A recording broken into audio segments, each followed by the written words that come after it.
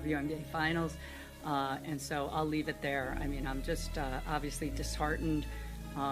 You know, I'm a human too. I have a family. I have 2 kids who are devastated by these comments. And so all I'll say is just, you know. Team USA is ahead by 20 points.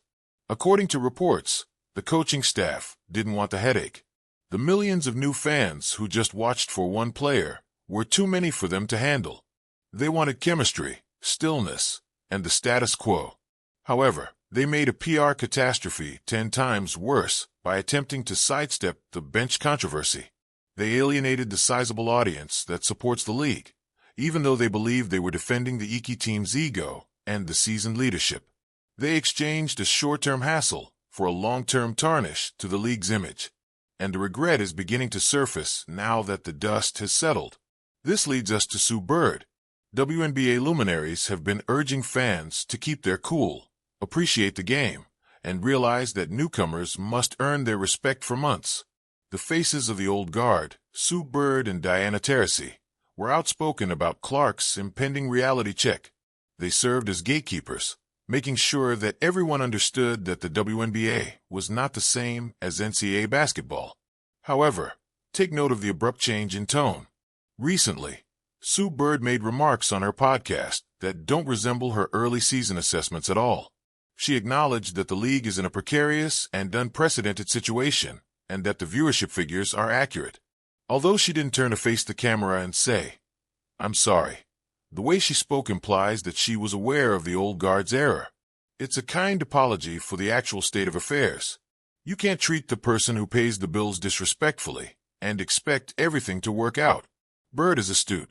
She observes a shift in the tide. She is aware that maintaining the story that she wasn't prepared makes the legends appear resentful rather than astute. Instead, Clark received a reality check that they had promised. If Sue Bird's decision to change her mind was unexpected, WNBA Commissioner Kathy Angelbert's recent actions are truly startling.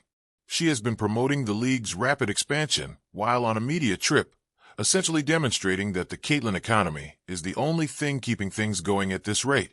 She is subtly acknowledging that leaving Clark at home was a historic financial mistake by highlighting how important this additional revenue is for charter flights, player pay, and expansion.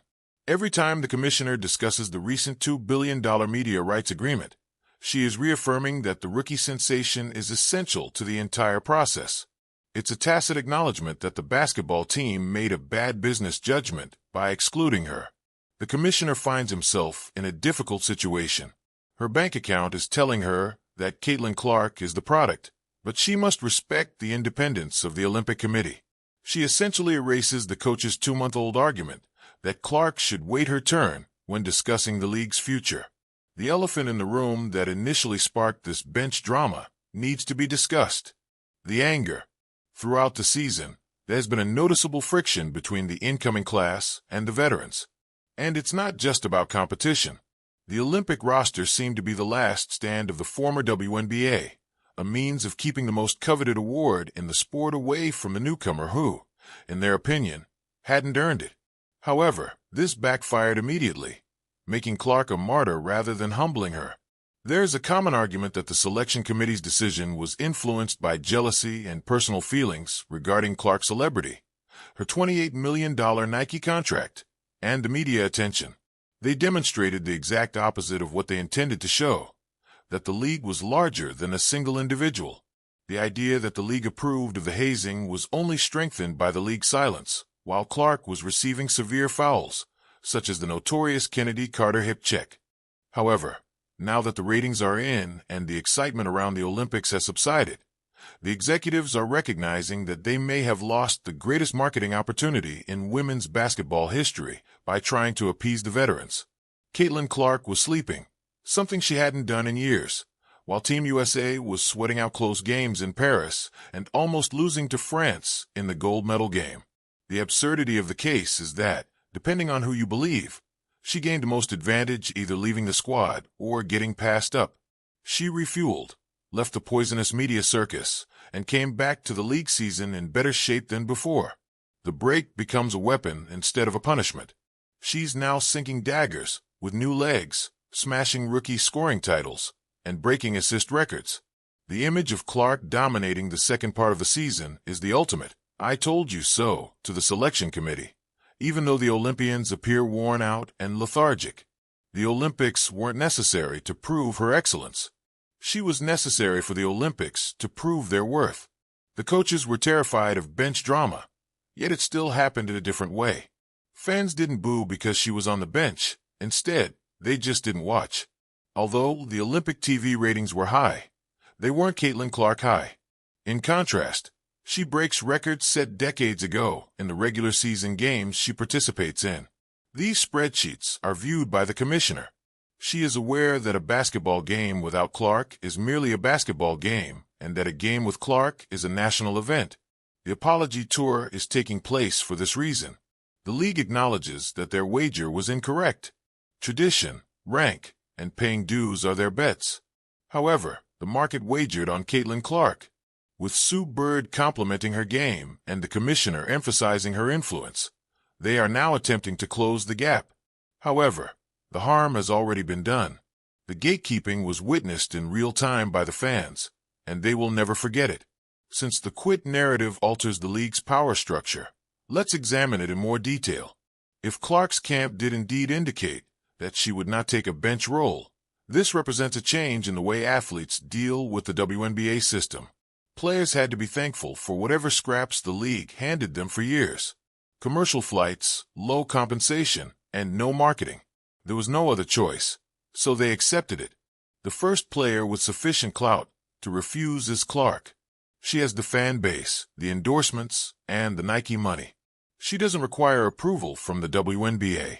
The establishment was horrified by this. This loss of control was probably the reason for the Olympic snub. The committee and coaches wanted to remind her that they are in control of the kingdom. However, the spell was broken when she left without incident and went on vacation for the summer, attending baseball games and unwinding.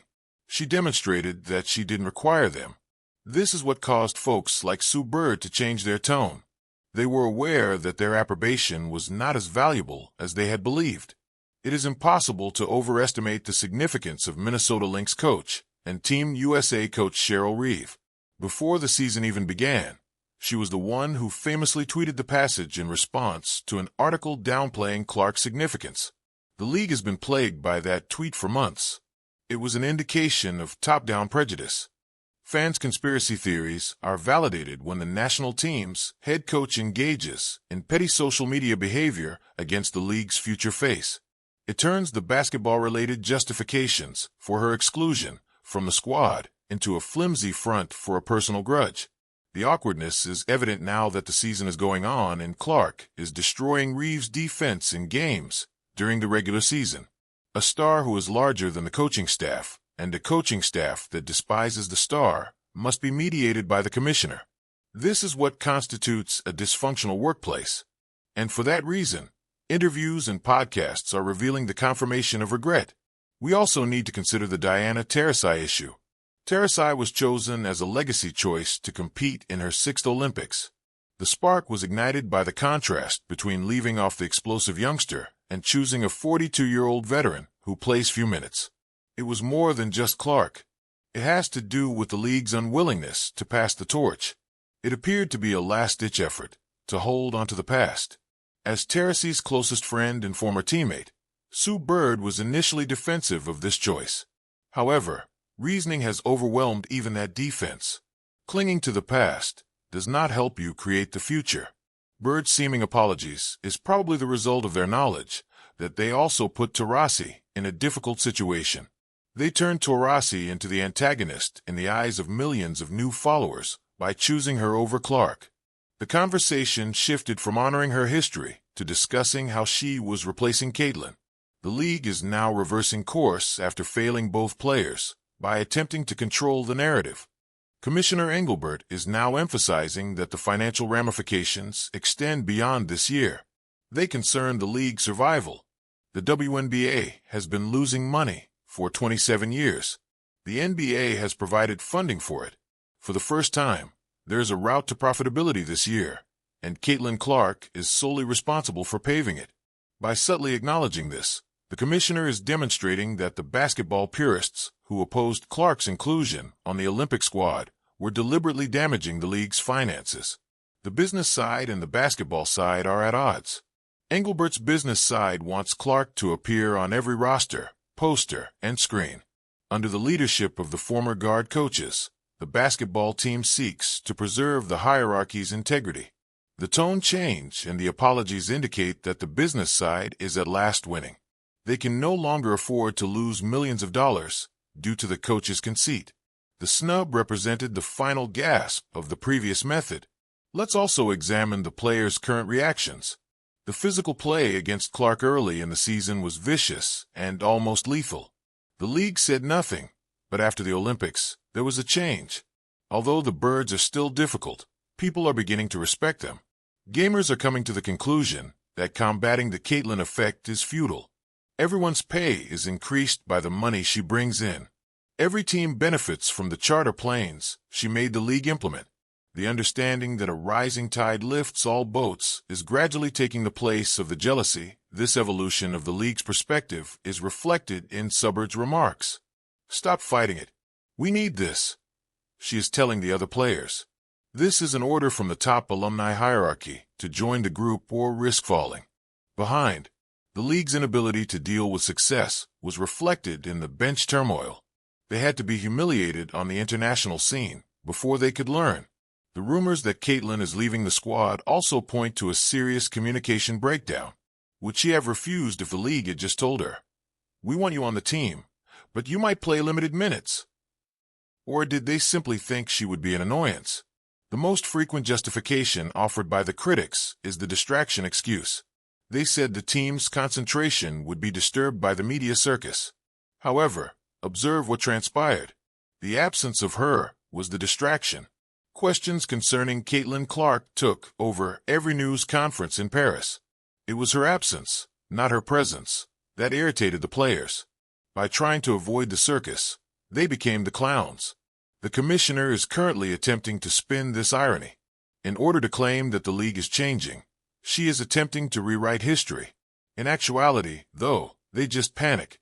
It backfired spectacularly because they let their fear of the bench drama to define the lineup. How they handle this conflict will determine the WNBA's future. The commissioner's affirmation of the current economic situation serves as a pledge to the supporters that this won't occur once more. Los Angeles will host the Olympics in 2028. The game is being played at home. Everyone is aware that Caitlyn Clark has no chance of being left off that roster. The foundation for that future is the apology we are currently hearing. The bridge they set on fire is being repaired. The ground is being softened by Sue Bird. The coaches are keeping their heads down as the commissioner brags about the money. They are aware that they cannot afford to be at odds with the sports face once more. They can't survive without her, but Clark has shown that she can survive without them. This video title encapsulates the change in power dynamics. The Nike component of this plot must also be taken into account. In addition to sponsoring Team USA, Nike recently signed Clark to the largest contract in history. Nike would have wanted her on the team, according to conspiracy theories. So why wasn't she? This gives the quit theory much more support. If Nike, the company that pays the expenses, was unable to get her to join the squad, it is likely that Clark or the coaches had a firm stance that even money couldn't change. Or maybe Nike is also taking a long-term approach. They realize that a snub Caitlyn Clark sells more shoes than a benchwarmer Caitlyn Clark. Engagement is generated by the controversy. Strangely, everyone's brand benefited from the turmoil, with the exception of the WNBA standing. Clark appears to be a rebel. The league appears to be the antagonist, while the supporters feel like heroes. The commissioner is only now recognizing that they were chosen to be the antagonists in this flawless tale. The retribution tour is evident as we examine the second half of the season. Each game makes a statement.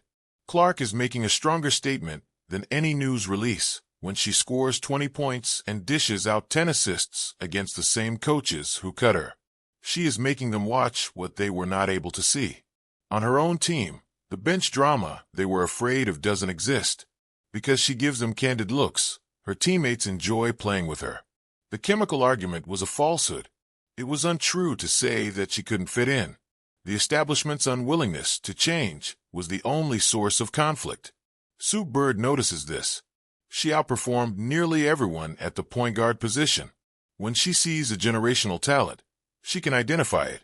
Her shift to complimenting Clark is an acknowledgement of game recognizing game. There's no denying the skill, but the politics are vanishing. In the end, this tale teaches us about hubris. The WNBA establishment thought they could control the narrative, but they forgot that in the era